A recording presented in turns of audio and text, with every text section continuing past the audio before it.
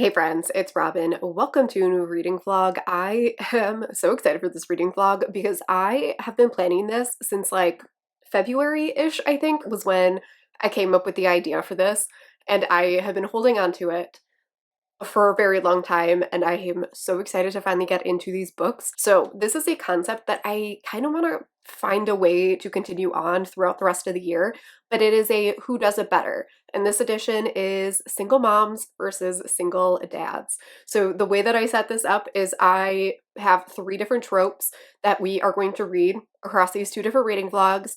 In honor of Mother's Day, we're starting with the single moms, and we have 3 tropes that I found books for this, as well as the one we're going to do in June. I'm only going to share my TBR for this vlog. I'm not going to share the dad version of this until that vlog in June, just to keep a little bit of mystery. But very quick, I'm just going to go over the 3 tropes that we are going to do in the next 2 videos. So we have ex's parent, best friend's parent, and then single parent nanny. So we're going to cover the exact same 3 tropes across both these videos and see who does it better.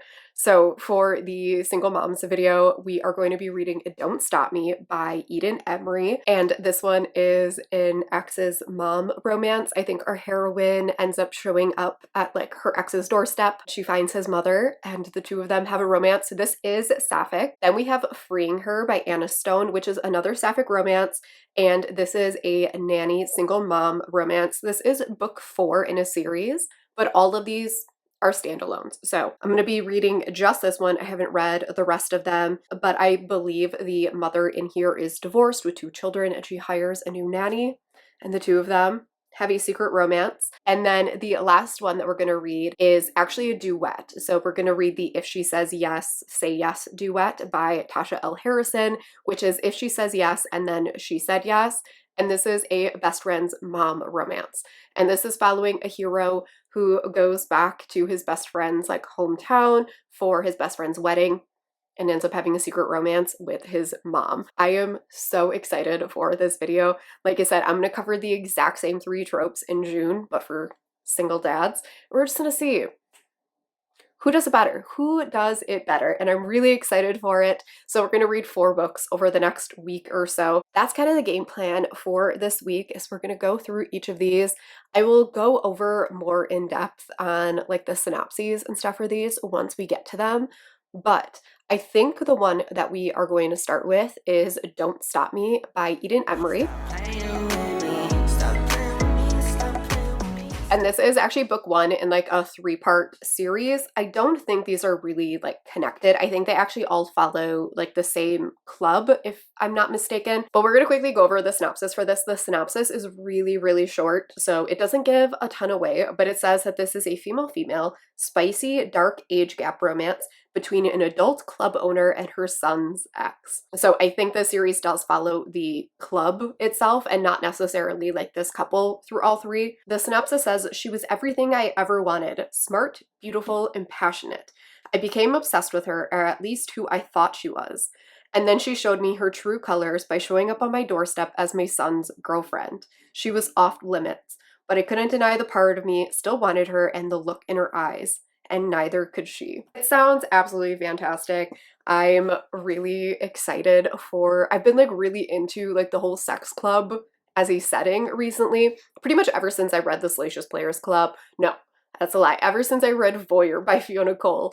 And then ever since then, I have really loved it as a setting. I think it's so fun. And then if I like this one, maybe I can continue on with the rest of the series like later on this year. But that I think is what we are going to start with. This book is just over 300 pages, so I'm going to get started on that, and I will come back to you with my first impressions in a little bit.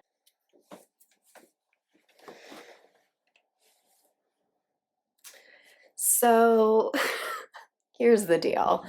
I started the first book, which was Don't Stop Me by Eden Emery, and we're DNFing this one at 20%. I don't know why every single one of my vlogs starts off with me DNFing a book. Either I should stop doing themed reading vlogs, or I should better vet my books, because this was the hottest of hot messes and I regret I regret my life choices. Even that first hour and a half was honestly torture to read. It was fucking torture. Oh, this was so bad.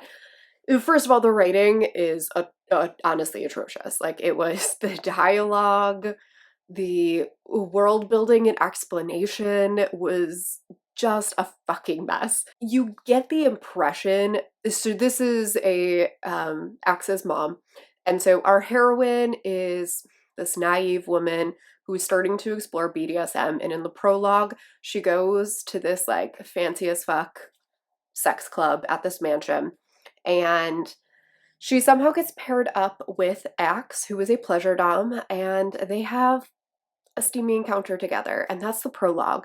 Chapter 1 is our heroine at her apartment, and this guy, her ex, shows up, and so he essentially blackmails and kidnaps her and forces her back to his mom's so that she can attend a wedding because he told his family he was in a committed relationship. Turns out his mom is the pleasure dom, and you get the impression that she is involved in some sort of like money laundering, mob sort of deal, mafia maybe, I don't know. It's very, very vague. And she just keeps reiterating that she's not a good person and that her money is dirty and all of this stuff. And it's not explained. Granted, I'm only 20% into the book, so maybe there's a reason for it. But it's just, I felt like the descriptions of everything was talking in circles and it didn't create tension. It was just annoying. And then our heroine just like fucking goes along with all of this because he has one picture of her standing outside of a mansion and he was like, "You're gonna lose your job if I show this." And I was like, "Just say you got lost, like it's hearsay." And so she just fucking goes along with his lies. And then she shows up at the mansion and meets the mom, and the mom's like, "Well, she's a whore." And I did not. What was this? This was a mess. This was a hot mess. And like the whole thing is supposed to be like a dark romance. I'm assuming it's mafia-esque. I'm assuming that we're gonna get like it's supposed to be this whole taboo.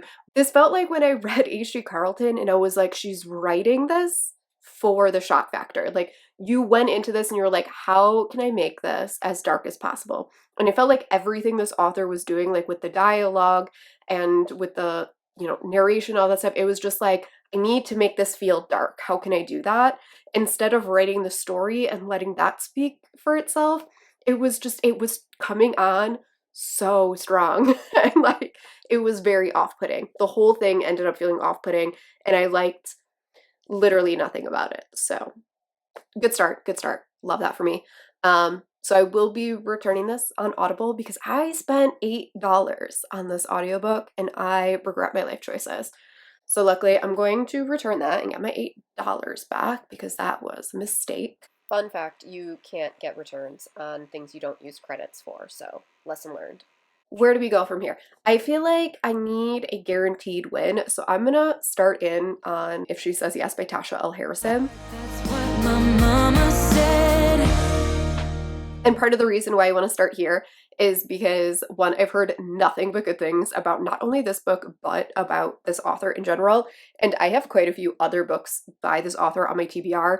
I own the first book in her Taste of Medicine series as well. So I have other books by this author that I really, really want to read. And so I think this is my best chance of getting a win. So I'm going to start here. So I think I'm gonna go read this for a little bit and try to turn my reading day around because right now, I'm not in a super fun place right now. I'm just kind of annoyed.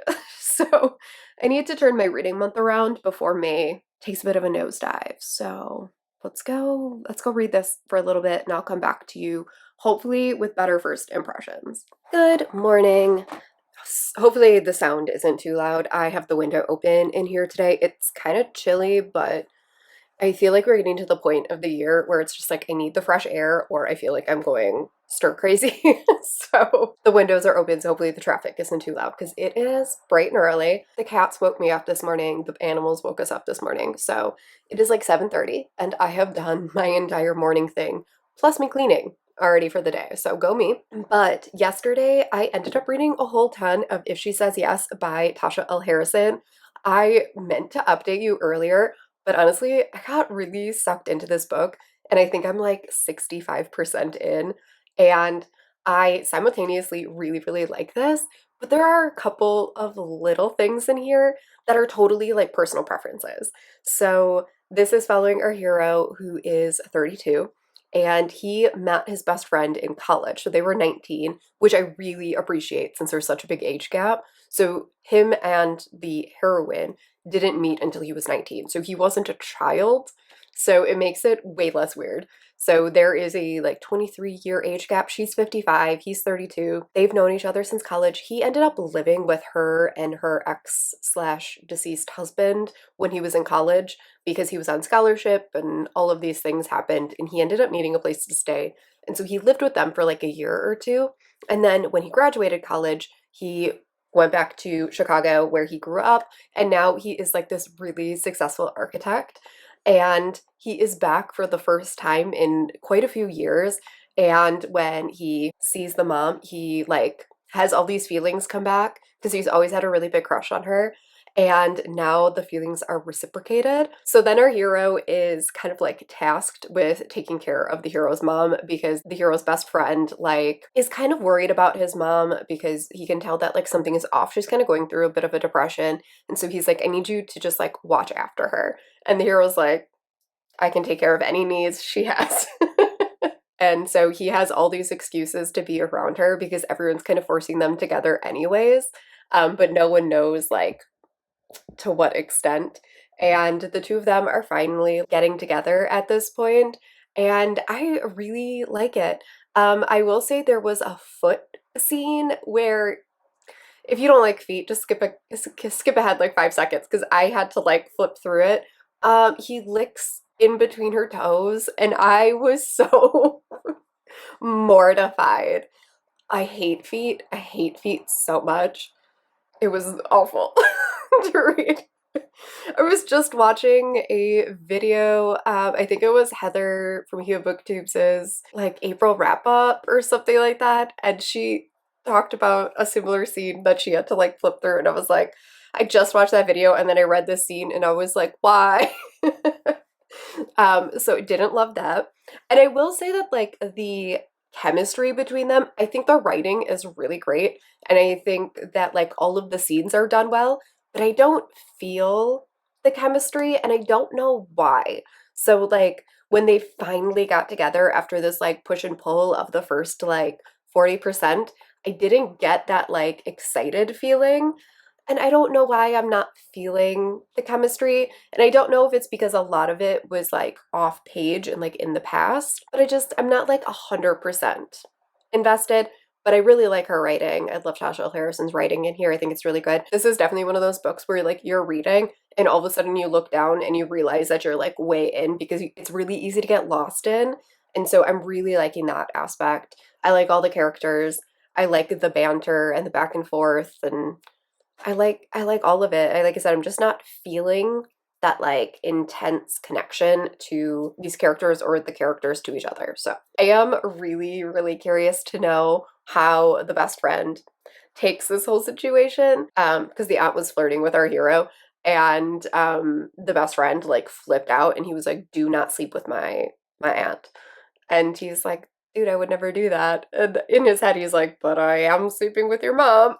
So that I'm very curious to know how that all goes over. Yeah, so that's where we're at reading wise. I will definitely finish this today. I think I have like almost exactly an hour left. I will finish that today. It is Ted Lasso day, so my husband and I have our weekly Ted Lasso date night tonight. But other than that, I'm just kind of working and reading and doing normal life stuff. So I will check back in with you once I finish if she says yes, and I will let you know my final rating. Good morning. So hopefully the sound isn't a mess. It's finally warm outside and our neighbor is cutting down a tree. I swear, no matter what time I film these clips, there's always something chaotic going on. But last night I ended up finishing If She Says Yes by Tasha L. Harrison, and I'm giving this 3.5 stars, which it's going to be so unpopular amongst my friends because I went and looked at all of their ratings and everyone gave it like a 5 star. And like, this wasn't bad. I just want to clarify. For me, a 3.5 star is a book that I really liked. So I just want to clarify that in case like you are one of those readers that thinks like a 3 star is a bad rating.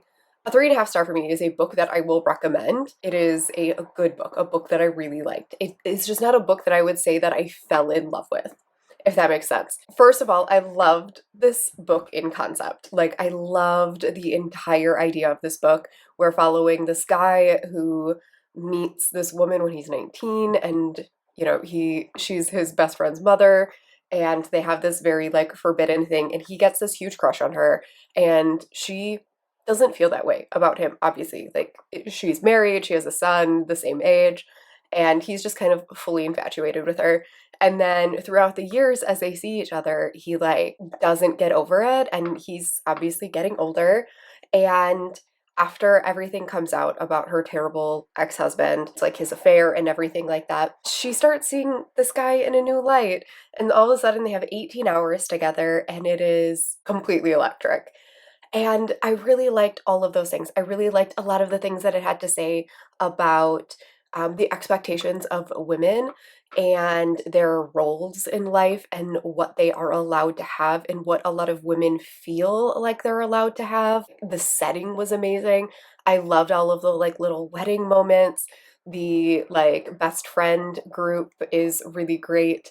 Not like the other three guys, those guys were losers, but like the two best friends and then like the new wife and everything, like they have a little group of friends, and I loved all of them and I loved their friendship. Unfortunately, I didn't feel the chemistry between these characters, and I think part of it for me is I always struggle when everything is based on stuff that has happened in the past, if that makes sense. So like, these two have history and all of it is done off page. And because of that, when they come together for that 18 hours, their emotions and feelings towards each other are so high, like from the get go. And I just didn't understand. Like, I get it in theory. I get that you guys have like seen each other over time, but like, she was so reluctant and then all in within like an 18-hour period. And I think for me, that just, I was just like, but why? Like, what are the reasons here? And so I just didn't ever get fully on board because it went so fast and so much of the like groundwork was done off page in the past. It felt mildly insta-levy to me, which again, I don't always hate. It didn't quite work here because of what it was going for. Like, it was going for like totally all in full love. And for me, it was just a little too fast and not enough build up. I thought the steamy scenes were great. I love a good submissive hero. It's one of my favorite things. I have a recommendations video coming really soon, and I am adding this because I love a submissive hero. It is one of my favorite things to find in books. It's just so good. I'm trying to decide if I want to go right into book two or if I want to take a break. I think I'm just gonna go right into book two, just keep that momentum going. It is a Thursday today, so I need to do a bunch of work stuff, need to set up my planners and stuff for next week. I always do that on Thursdays. And then I'm going to get right into this book tonight. All right, I'm gonna go get to work. I'll talk to you guys later. Hello. So it is much later. I thought I was gonna be working late tonight. In all honesty, I don't fucking feel like it. So I'm not. That's where we're at right now. It's so nice outside. And it's funny because I was talking to our AA because I need a meeting scheduled for tomorrow. And she was like, I really don't want to schedule this meeting for you. And I was like, what? And she was like, it's going to be 70 degrees on a Friday. I do not want to give you a 3:30 meeting. And I was like, I don't really have another choice. So please schedule it. But it was really funny because it's finally nice here. Ugh. And it's so beautiful. I have all of our windows open. It's fantastic. I'm in a t-shirt. I keep getting all of these t-shirts from Target, but they're like these little like crop tops, and I size them like way up. So this is a large, and I have them in every single color so that they're like super baggy, and then I can like tie them, and I'm kind of obsessed with them. That had nothing to do with reading. So that was just a really long intro. I started reading If She Said No, She Said Yes by Tasha L. Harrison. And for whatever reason, I thought there was a novella in between. I made that up. That's not a thing. This is what happens in Costa Rica. It's so weird with this book because like this is everything that I like. Like, this should be a perfect book for me.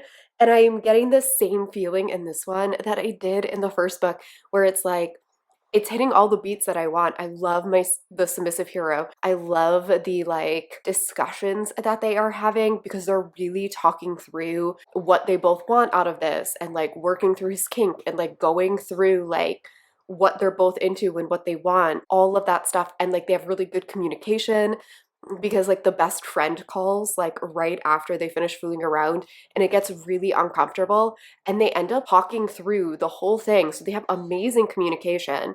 And so it's like all of these things should be working out perfectly for me. And I still just I don't feel love towards it. And I don't know, I really like it, but I never feel that like intense chemistry and connection with the characters. And like I said, I don't know if it's just because like she even acknowledges, she's like, I fell for you in 18 hours and like my brain can't logic that. It's just like I cannot comprehend. I don't know. There's things that I like about it, a lot of things that I like about it. In fact, like I said, there's nothing, when I read this book, there is literally nothing that I'm reading that I'm going, I don't like that. So it's just like, I don't know why. Why don't I love it? But I still have like 2 hours left. I'm not very far in. Let's see where I'm at. I'm only 22% in. So they just kind of like got to Costa Rica. I will say that this is straight up testing my Spanish memory because I was never good at Spanish in the first place. Thank God for Google Translate. But yeah, that's where I'm at. I'm just gonna kind of keep reading that. It says I only have 2 hours left, so hopefully I can just knock this book out right away. I am flying through it. Like, it's just like the other book where it's like, it's so easy to like read and get lost in, and all of a sudden you're halfway through. So I'm gonna go back to reading that. I just kind of wanted to give you that little update, and I will check back in with you. Maybe I'll check back in at another like 50% or so, or at the 50%. I don't know. But I'll check back in with you in a bit. Hello! Once again, hopefully the sound isn't a total mess because not only are my windows open and I'm sitting right next to it, but there is a track meet going on right outside my window. So that's fun for all of us. Let me turn that on. But I really need to update you because I've been reading She Said Yes by Tasha L. Harrison. And when I tell you that this book has me blushing, I am not exaggerating. I read so much romance that at this point it takes a lot to get me to like get to that point because like I don't know, you kind of become desensitized to it. Like you see the same things over and over again. And so it takes a lot to like shock me, surprise me. This book did it. This book did it. If you follow me over on Instagram, you got to see some of the lines and stuff in here, but damn, I did not know that this is where we were gonna go. This picks up like right when they get to Costa Rica, and it is their entire trip together. And I like a lot of things about it. I like the conversations that they're having. There's no miscommunication in here. They are so fucking upfront about like where they're at mentally, their discussions about their relationship and like where it's going. And I love that. The steamy scenes in here are like next level. So I like all of that. I'm not on board with the love aspect. They've already said I love you. They've been together for like 3 weeks. On one hand, I'm really loving like their relationship. It's really loud. Good job, Theo. So it's like I'm on board with their relationship and their romance. I'm not at the forever stage with them, and I don't understand how they're at the forever stage with each other. That's besides the point. But yeah, I'm enjoying it a lot. It is Friday, and I am trying to get a bunch of work done. Usually my husband comes home early on Fridays, so we are gonna do a date night tonight. We originally were talking about going out to the movies, but this weekend ended up being kind of hectic. We're gonna do like a date night in. We're gonna order some tacos and watch the new like D&D movie because he really wants to watch it and it's available for rent. So we're gonna do that tonight. So yeah, that's where we're at. It's gonna be a busy one, but I wanted to update you really quick on where I was reading wise because this book is very good and I'm liking it a lot. I'm gonna get to work, see how much we can get done, and I will check back in with you a little later. Happy Sunday. So it is hot. It's like 9 a.m. It's already like 70 some degrees outside. I am like sweating bullets over here because I have stuff to do today. So I've already cleaned out like the litter boxes and everything, and I am like a sweaty mess. But I did finish She Said Yes by Tasha L. Harrison, and I'm giving this 4 stars. I liked this a lot. I read the little like epilogue that came after this as well. If you sign up for her newsletter, you get like an extra little epilogue. But yeah, I really ended up liking this. I still feel like the love aspect of their relationship was really quick and didn't have the build-up that I wanted, but this was really good. I really liked getting to see them together in Costa Rica. I really liked getting them to, I really enjoyed seeing them like work through a lot of things because their communication was so good in this. Like they would get into fights and kind of like storm out on each other and then be like, no, we need to work this out. And I just really liked that. So there was no like breakups or anything in here. They really worked through their shit and I really liked that part. And I really liked how the author ended up handling telling the son and like how he reacted and everything. It felt very realistic how something like that would go. It was very well done. I enjoyed it a lot. So 4 stars to that. I'm really glad I finally read from this author, and I definitely want to read her like Taste of Medicine. That's book one. I don't remember what the series is called. Like a small town romance series. I think with all of the heroines are slightly older, which I really like that she does with her romances. So, and then the final book that we're going to read is Freeing Her by Anna Stone. Be free with me. And this is a sapphic nanny romance. I did read the first chapter last night of this, and essentially one of our heroines is, I think, in her 20s, but she's been nannying for quite a few years at this point, and the like last family that she worked for ended up recommending her to this new woman who has these 2 young children, and she is like this very, very wealthy divorcee, and her kids are like disturbingly well behaved and everything is in its place. And our heroine, I can tell, kind of wants to like undo her a little bit. And I'm kind of hoping that that's where it's going because our other heroine is so uptight and so put together. That's kind of the direction that I'm hoping it's taking, but I didn't get very far. Like I said, I think I only read like maybe the first 2 chapters, definitely the first chapter. I don't even know if I finished chapter 2. So I have this on audio. I'm not loving the audiobook, so I'm going to check out the physical book as well because it is available on KU and see which one I prefer, the physical or the audio. I have it on Scribd as well, so it's not like I paid for either of them, but we're going to see which one I like. So that's what we're going to read today. I got back from running errands. I've done a little bit of cleaning, and now I need to take some photos. So I think I'm going to pop my headphones in while I take a bunch of Instagram photos and finally get caught up because I haven't posted to Instagram, and I posted one Canva in the last 2 weeks. So I need to up my game, and then I need to get some videos edited. So that's kind of the game plan for today, is just get caught up, get ourselves prepared for the week because it is going to be my last full week of work for all of May, which is wild. Or I have therapy one week and like some doctor's appointments.